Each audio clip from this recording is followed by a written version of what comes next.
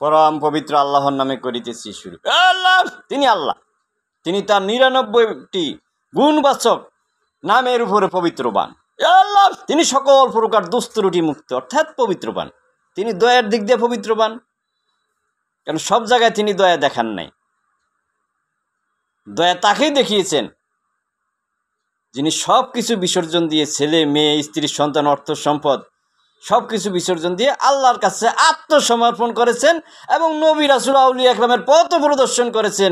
তাদের প্রতি তিনি দয়া দেখিয়েছেন। আল্লাহ,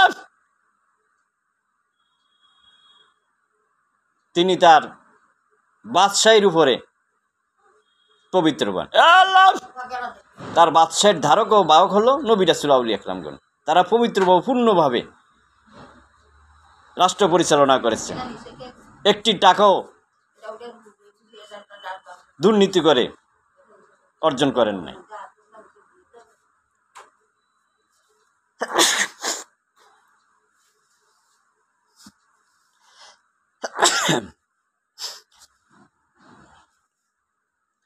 এমনকি নিজের ব্যক্তিগত জীবনে চলার জন্য যতটুকু অর্থের প্রয়োজন, ওই পরিমাণ অর্থই তিনি রাজকোষাগার থেকে বেতনের জন্য নিয়েছেন, জীবন নির্বাহের জন্য নিয়েছেন, তার বেশি নেন নাই। তিনি সর্বকর্মের পর তিনি ধৈর্যের উপরে পবিত্রবান, তিনি প্রতিশোধের দিক দিয়ে পবিত্রবান। কিছুদিন আগে সমগ্র বিশ্বে করোনা ভাইরাস হলো। এই করোনা ভাইরাসের মাধ্যমে তিনি সমগ্র পৃথিবীর অনেক জুলুমবাজ বাদশাহ, জুলুমবাজ জাতিকে, গতিকে তিনি স্লো ডাউন করে দিয়েছেন, যাতে পৃথিবীর মানুষ অত্যাচার হাত থেকে রক্ষা পায়। পৃথিবীর বড় বড় দেশগুলিতে, শক্তিশালী দেশগুলিতে করোনা ভাইরাস ব্যাপক ছিল। যেমন আমেরিকাতে করোনা ভাইরাসে প্রায় 15 লক্ষ মানুষ মারা গিয়েছে এবং 15-20 কোটি লোক করোনা ভাইরাসে আক্রান্ত হয়েছে। এবং সমগ্র পৃথিবীতে গাড়িগুলি বন্ধ হয়ে গেল, যে গাড়িগুলির ধোঁয়ায়, পরিবহনের ধোঁয়ায় সমগ্র পৃথিবীর পরিবেশের ভারসাম্য এবং পরিবেশের মারাত্মক বিপর্যয় দেখা দিয়েছে। এই করোনা ভাইরাসের মাধ্যমে 2 বছর পরিবহন চলাচল বন্ধ ছিল। এতে পৃথিবীর পরিবেশ অনেকটা ভালোর দিকে এসেছে। এজন্য তিনি প্রতিশোধের দিক দিয়ে পবিত্রবান। তিনি যা কিছু করেন মানুষের কল্যাণের জন্য।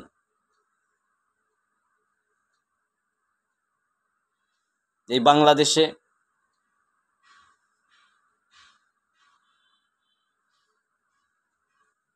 পশ্চিমাদের হাত থেকে, জুলুমের হাত থেকে রক্ষা পাওয়ার জন্য মানুষ এই কোঠা নিয়ে, কোঠার জন্য মানুষ এই দেশে বৈষম্য বিরোধিতার জন্য, বৈষম্য বিরোধী কোঠার জন্য মানুষ এই দেশে আন্দোলন করে দেশ স্বাধীন করেছিল।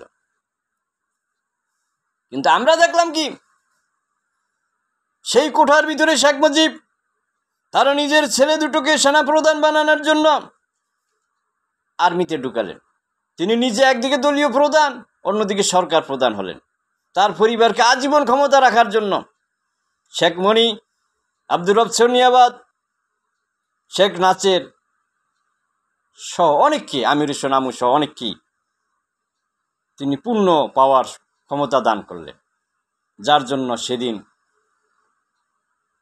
দেশের অজ্ঞ নিরীহ সহজ সরল মানুষগুলি শেখ মুজিবের এই ধোঁকাবাজি কেউ বুঝতে পারল না। তারা শেখ মুজিবের পক্ষে থাকার জন্য কারণে এদেশের সৎ বুদ্ধিজীবী সহজ সরল মানুষগুলি, মাওলানা ভাসানী সহ কেউ উপরে উঠতে পারে নাই, কেউ সঠিক কথা বলতে পারে নাই। ফলশ্রুতিতে আল্লাহ পাকের নির্দেশে, আল্লাহ পাকের হুকুমের ভিতরেই শেখ মুজিবের ইতিহাসে নির্মমভাবে পরাজিত হলো। তিনি ইতিহাস থেকে শিক্ষা লাভ করেননি। তার ভিতর আমিত্ব এসে গিয়েছিল।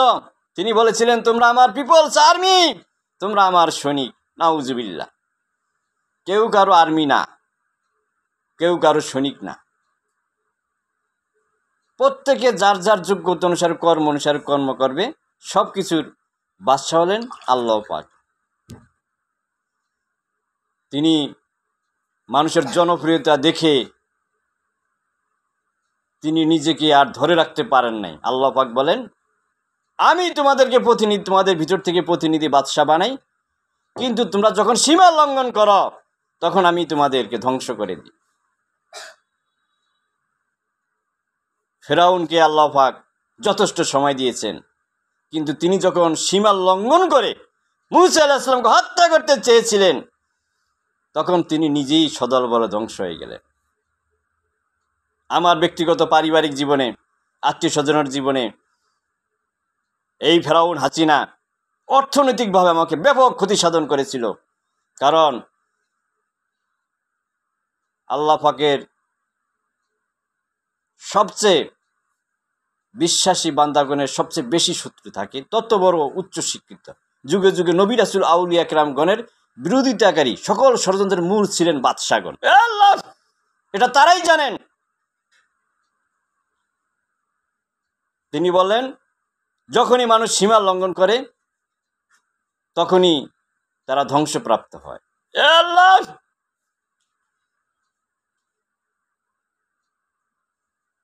নমরুদ যখন ইব্রাহিম আলাইহিস সালামকে হত্যা করার ফিকির করলেন, চিন্তা করলেন, তখন তিনিও সদল বলে মশার আক্রমণে ধ্বংসপ্রাপ্ত হলেন। আল্লাহ পৃথিবীর যত বড় বাদশাহ হন না কেন, আপনি নবী রাসূল আউলিয়া কেরামকে সম্মান না করে যদি শত্রুতা পোষণ করেন, আপনি যত বড় জাতি হন না কেন, যত বড় ধর্মের লোক হন না কেন, কসম হয় আল্লাহর, যার হাতে সমস্ত নবী রাসূল আউলিয়া কেরামের ইজ্জত, তিনি তাদেরকে ওই জাতিকে ধ্বংস করবেন ইনশাআল্লাহ। আল্লাহ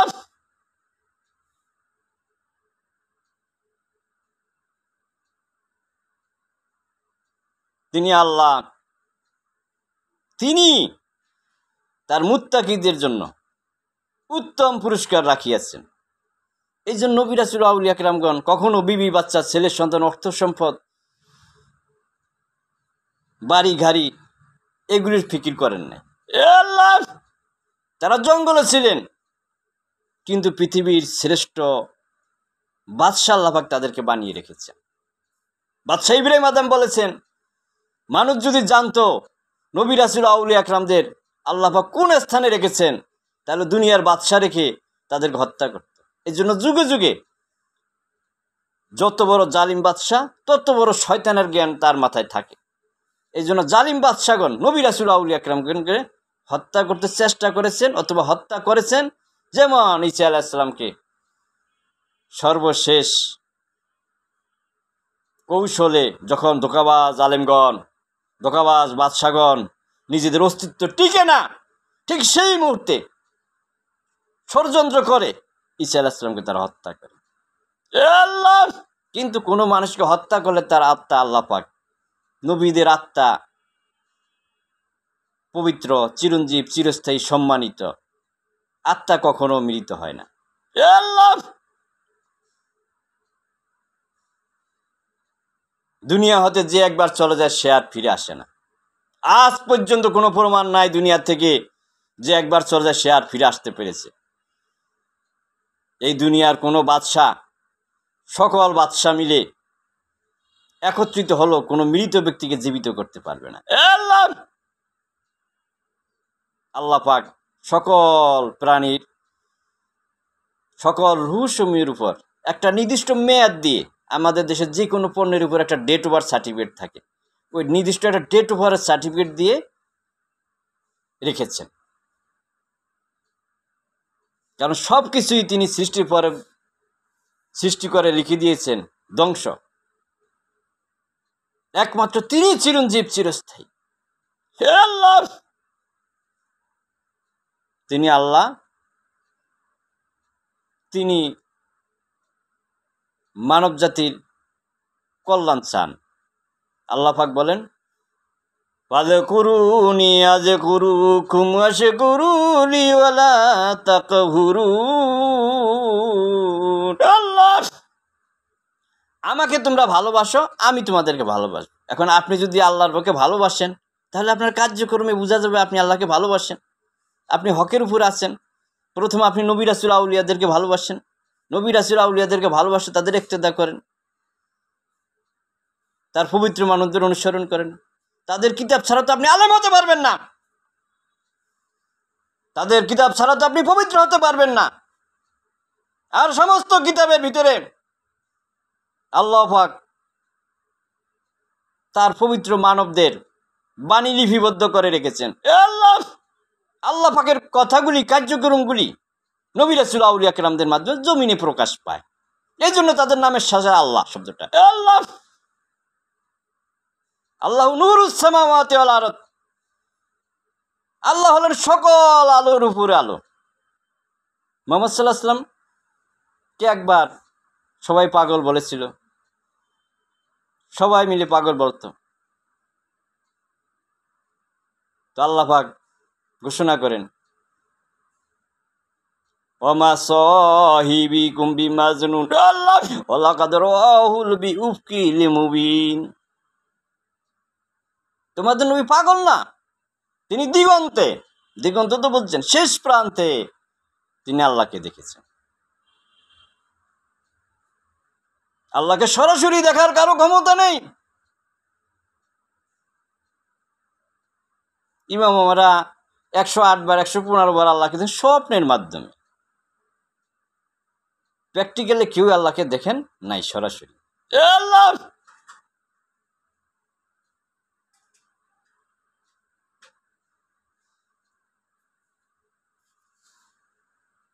আল্লাহু মালিকুল মুলক আল্লাহুস সামাদ। আল্লাহ কারো মুখাপেক্ষী না। নবী রাসূল আউলিয়া কেরামগণ কোনো মানবের মুখাপেক্ষী হন নাই কখনো, কোনো দলের মুখাপেক্ষী নহেন। নবী রাসূল আউলিয়া কেরামদের অনুসারীগণ কোনো দলের মুখাপেক্ষী নহেন, তারা হলেন একমাত্র আল্লাহর মুখাপেক্ষী। কোরআনের সকল আয়াত সংযোজন করার পরে হযরত আবু বকর সিদ্দিক রাদিয়াল্লাহু তাআলা আনহু কোরআনের 2টা আয়াত এনে দেন। 6666 খান আয়াত দ্বারা কোরআন সংকলিত হয়েছে। বাকি আয়াতগুলি কোরআনের ভিতরে আনা হয়নি। অসংখ্য ঘটনা, অসংখ্য নবীর নাম ছিল, এদের নাম কোরআনে আনেন নাই। যেই 2খানা সর্বশেষ আয়াত সংযোজন করা হয়েছে তা হলো সূরা তাওবার শেষ 2 আয়াত। লাকাদ জাআকুম রাসূলুম মিন আনফুসিকুম আজিজুন আলাইহি মা আনিতুম হারিসুন আলাইকুম বিল মুমিনিনা রাউফুর রহিম ওয়া ইন তাওয়াল্লাউ ফাকুল হাসবিয়াল্লাহু লা ইলাহা ইল্লাহু আলাইহি তাওয়াক্কালতু ওয়া হুয়া রাব্বুল আরশিল আযীম। আসিয়াছে রাসূল তোমাদের মধ্য হতে, তিনি তোমাদের জন্য দয়াদ্র দয়ালু, তিনি কারোর উপরে ভরসা করেন না, তিনি একমাত্র আল্লাহর উপর ভরসা করেন যিনি আরশ আজিমের মালিক। তোমাদের মধ্যে হতে এখানে কি বোঝাতে চেয়েছে? যে নবী রাসূল আউলিয়া কেরামগণ গরিব দুঃখী মেহনতি মানুষের মতো শ্রম করে বড় বানিয়েছেন আল্লাহ পাক। কেন বড় বানিয়েছেন? যাতে তারা গরিব দুঃখী মেহনতি মানুষের কষ্ট বুঝে তাদের দুঃখ লাঘব করতে পারে। এই জন্য নবী রাসূল আউলিয়া কেরাম উচ্চ বংশের হয়েও তারা শ্রমিক বানিয়ে রেখেছেন আল্লাহ পাক। কেন? পৃথিবীটাকে শ্রম নির্ভর করার জন্য। আর পৃথিবীর সকল মানুষ যদি সৎ শ্রমিক হয়, এই পৃথিবীতে কোনো অশান্তি থাকবে না, এই পৃথিবীতে কোনো জুলুম থাকবে না। তিনি আল্লাহ, তার একমাত্র পথই হলো নবী রাসূল আউলিয়া কেরামের সৎকর্ম, আর সৎকর্মী হলো আসল ধর্ম। সুবহানাল্লাহ বিহামদি সুবহানাল্লাহিল আযীম। আল্লাহ।